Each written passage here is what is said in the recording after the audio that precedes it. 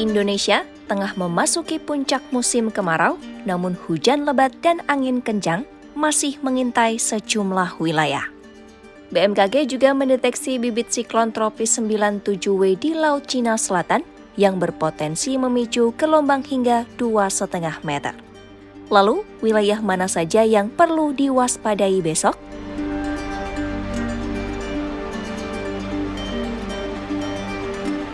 Sebagian besar wilayah Indonesia memasuki puncak musim kemarau dengan cuaca yang semakin panas dan kering. Meski begitu, BMKG memperkirakan jumlah wilayah masih berpeluang mengalami hujan sedang hingga lebat disertai angin kencang pada Sabtu 8 Agustus 2026.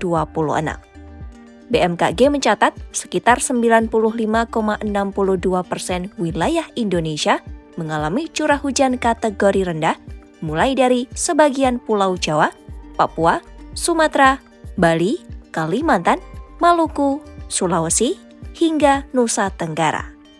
Aktivitas gelombang Kelvin, gelombang ekuatorial Rossby, MGO, dan sirkulasi siklonik di Samudra Hindia bagian barat masih mendukung suplai uap air dan pertumbuhan awan hujan. Hingga akhir Juli 2026, lebih dari 1.600 titik pengamatan tidak mengalami hujan selama 1 hingga 2 bulan, sementara lebih dari 300 titik mengalami kekeringan ekstrim selama lebih dari 60 hari.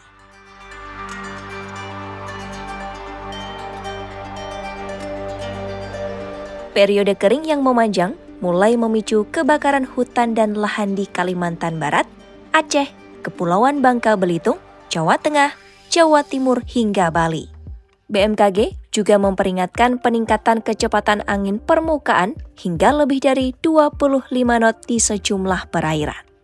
Wilayah tersebut meliputi Laut Andaman, Laut Natuna, Laut Cina Selatan, Laut Jawa, Laut Flores, Laut Banda, Laut Makassar bagian selatan, Teluk Tomini, Laut Maluku, Laut Halmahera, Laut Arafuru, Laut Timur, hingga Teluk Karpentaria.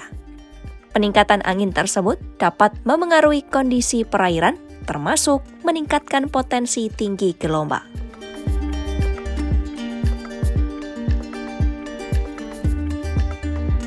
Pada Sabtu, 8 Agustus 2026, hujan sedang hingga lebat berpotensi terjadi di sejumlah wilayah Indonesia. Di antaranya,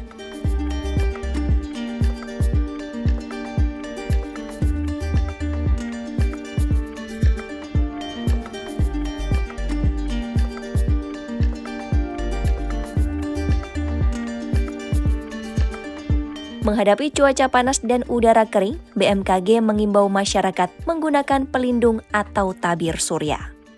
Masyarakat juga diimbau untuk menjaga kecukupan cairan tubuh.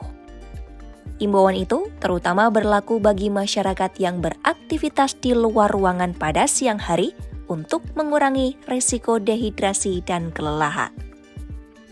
Masyarakat dan pemerintah daerah juga diimbau menghemat air serta meningkatkan kewaspadaan terhadap kekeringan dan kebakaran hutan serta lahan.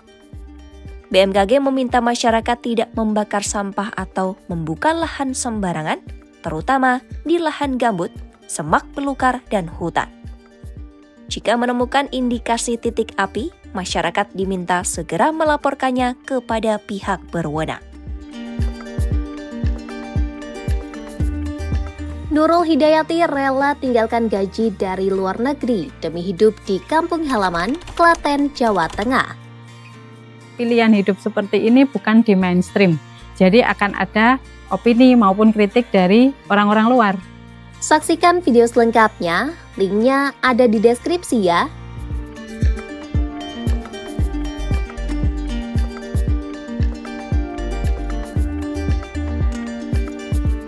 Di tengah kondisi itu, BMKG mendeteksi bibit siklon tropis 97W di Laut Cina Selatan sebelah barat Pulau Hainan pada Jumat 7 Agustus 2026. Sistem ini terbentuk di wilayah monitoring TCTW Jakarta pada pukul 1 waktu Indonesia Barat. BMKG memperkirakan bibit siklon 97W memiliki peluang rendah untuk berkembang menjadi siklon tropis dan bergerak ke arah timur dalam 24 jam ke depan. Meski peluangnya rendah berkembang menjadi siklon tropis, bibit siklon 97W tetap dapat memberikan dampak tidak langsung terhadap kondisi perairan Indonesia.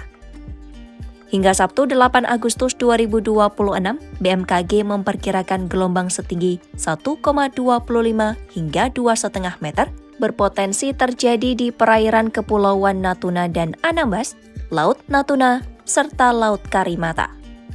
Kondisi itu perlu diwaspadai nelayan, operator kapal, dan masyarakat yang beraktivitas di laut karena gelombang dapat memengaruhi keselamatan pelayaran. BMKG mengimbau masyarakat terus memantau informasi cuaca dan peringatan dini karena kondisi atmosfer dapat berubah sewaktu-waktu.